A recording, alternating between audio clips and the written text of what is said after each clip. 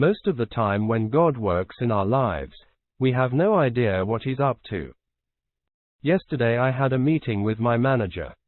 We were just having an open-ended conversation that led to us talking about things like hiking, cars, and dogs. I discussed my dog Mongo's past issues with food allergies, and then I mentioned that raisins and grapes can be fatal. My manager was not aware that raisins and grapes can cause kidney failure in dogs. This is one of the only times I've ever talked to someone about raisins and grapes. About an hour later, I took the family to GameStop and we bought some Pokemon cards. When we got back home, we found that Kaylee's backpack had been opened, and her lunch sack was pulled out of it.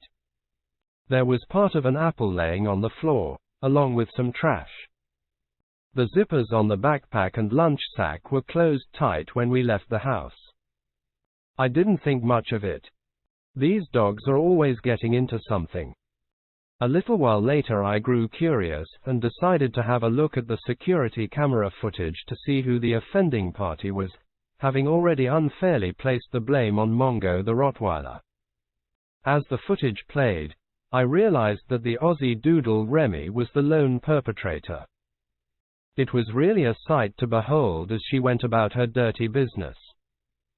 By this time, I still haven't even bothered to clean up all of the mess.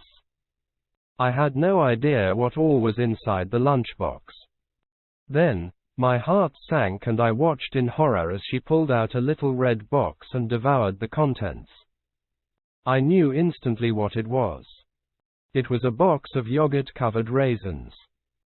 It really blew my mind because, statistically speaking, what are the odds that I'll have a conversation about raisins, and then an hour later my dog is eating raisins?